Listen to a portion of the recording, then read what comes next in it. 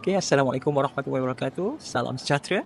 Saya Awan Nur Adli. Boleh panggil saya Cikgu Adli. Okay. Saya dari Terengganu, sekolah SMK Ibrahim Fikri.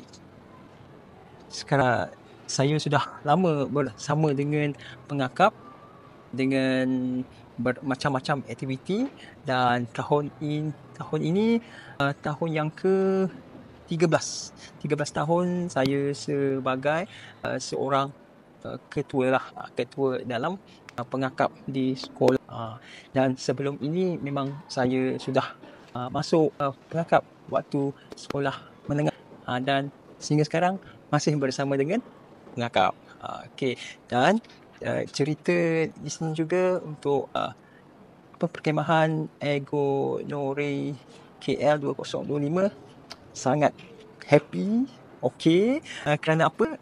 Ini pertama kali saya masuk perkemahan KL 2025 ini dalam bandar. Sebelum ini berkemah dalam hutan, tepi sungai, tepi pantai. Sekarang ni perkemahan dalam bandar. Boleh pergi naik LRT. Okay. Jadinya bermacam-macam perasaan lah. Ada happy, ada letih.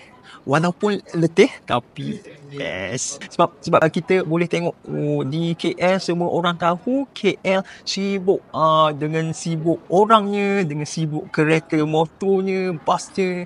Jadi ini satu pengalaman. Okey, baik, sangat baik untuk kami dan juga untuk anak-anak MBTK. Mereka boleh bersama dengan kita semua yang normal. Bukan saja mereka boleh belajar di sekolah, tapi boleh belajar di luar kelas. Boleh kenal orang, boleh kenal bandar, boleh kenal tempat-tempat dan bermacam-macam lagi.